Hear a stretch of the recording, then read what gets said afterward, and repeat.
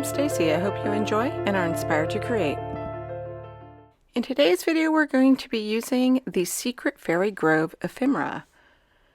I've got a piece of cardstock there, just heavyweight cardstock. I'm using Liquitex matte medium, and then there were some acrylic paints, and we're going to go ahead and create a background. This ephemera I just thought was super sweet with the fairies, and so I wanted to take the door images and put it in the clouds. So first off, I'm going to create a sky, and off to the right there I have a jar of water, and so you'll see me take my brush over there and get it pretty wet. And you can water down acrylics. You could use watercolors for this, inks. But the acrylics with the matte medium, it's wet, so if you use watercolor or distress inks or water reactive inks, it's going to reactivate. So I wanted to use some paints.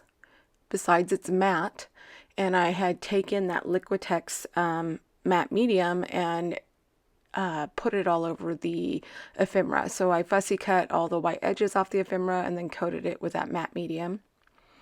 And then I'm using that matte medium to adhere it down, and just some paint to try to put some clouds in there, or, you know, the illusion of clouds. And all I did was pounce on the ink, the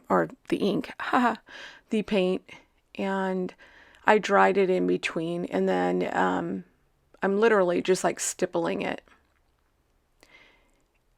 And you could use dyes for this if you have cloud dyes. You could use a stencil if you have a cloud stencil. I thought about bringing that in and just stenciling, using the stencil to, with the paint to stencil in the clouds.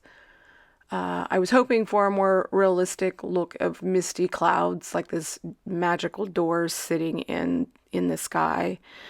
I don't know if it's quite achieved. And so I also brought in some more of that acrylic paint in the darker color, and I'm going to put some down and then try mixing it a bit with the white. You know, and I'm not an expert at painting clouds, but I think anyone could just stipple in clouds. Use your fingers, there's another way. And practice a little bit off onto a sheet of paper, or and if it gets messed up with acrylic paints, you can just keep going over it and hide what's underneath it. Or grab a new piece of paper.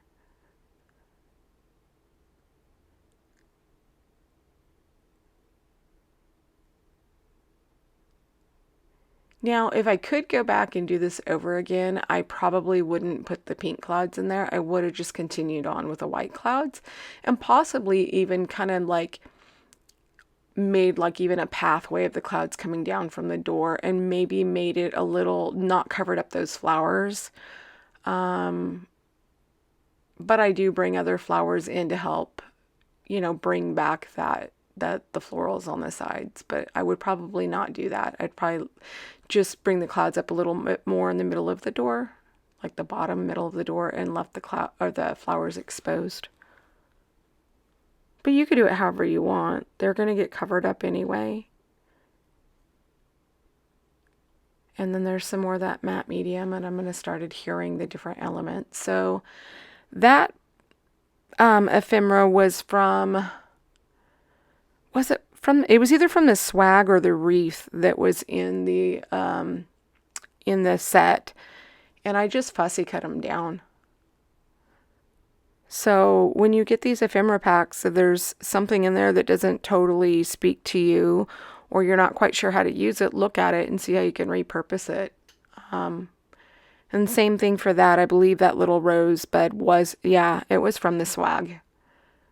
And so I just fussy cut it down and added it to the scene as well. And that matte medium from the Liquitex, it's not like using glue. It's it doesn't adhere like immediately, and it almost has like a semi-chalky feel to it, even though there's not grit or anything to it. It doesn't feel like glue. And that's because it's designed to work with acrylic paints, but it's used as an adhesive as well. So just, you know, you could use any type of glue. You could use Mod Podge. You could use other collage type glues that you have. You could use your glue that you use to tack down your ephemera. And then I brought a stencil in here, and I wanted to put some sun rays coming in, and I did that in white with pigment ink so it would be much softer, kind of almost semi transparent. And then I'm just kind of laying out the images and deciding what I want my layout to be. And I just had this stamp that was in my stash that creates little like bubble effects. But with a stamp of the month, let me...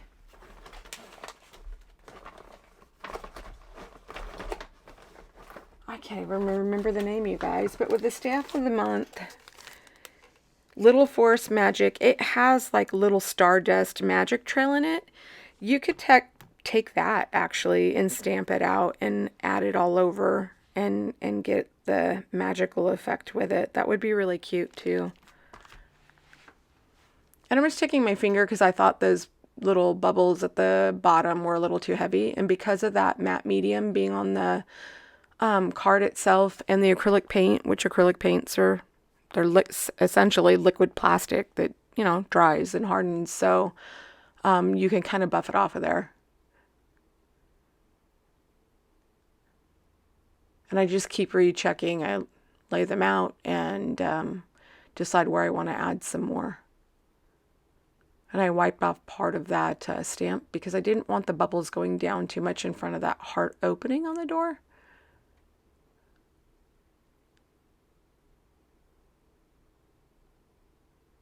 I just thought the papers this month, the ephemera, the stamp set, they were so well coordinated, which is not a surprise. And very sweet.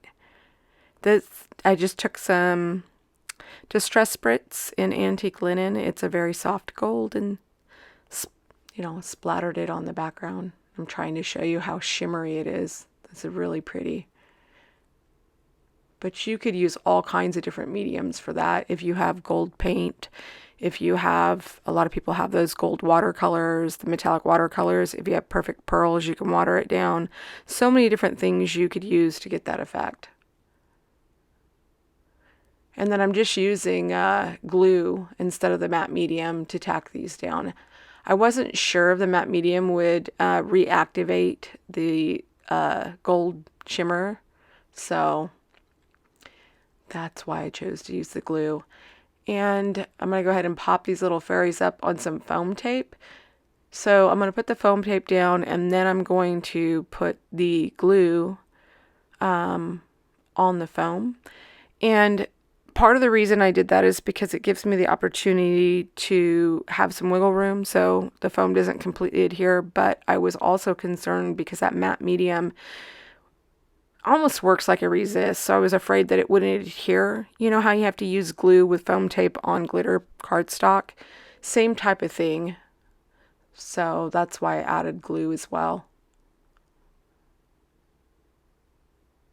And I'm going to pop up this fairy as well.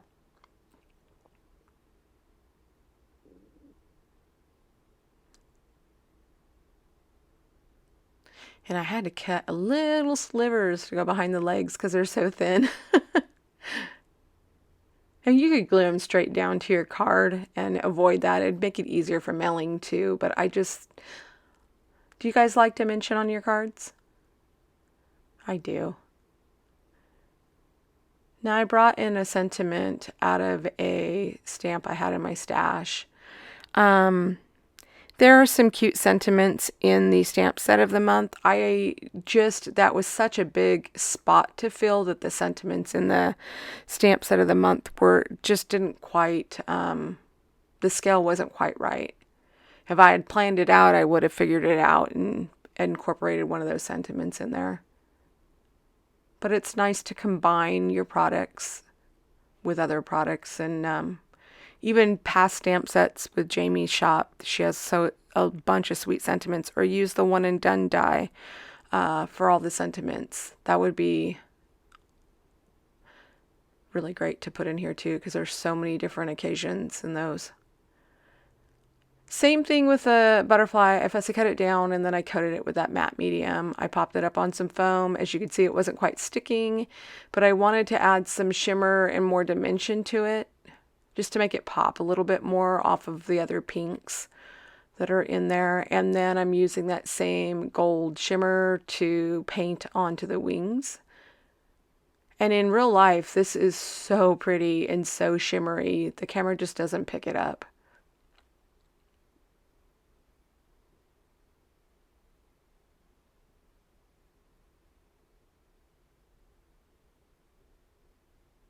It would have been fun to heat emboss the magic trail from the stamp set too, behind those fairies. I should have done that. But here's the finished card. There's all the shimmers and sparkles that I think just make fairy and these magical cards just so much more whimsical. Thanks, guys. I'll see you next time. Bye.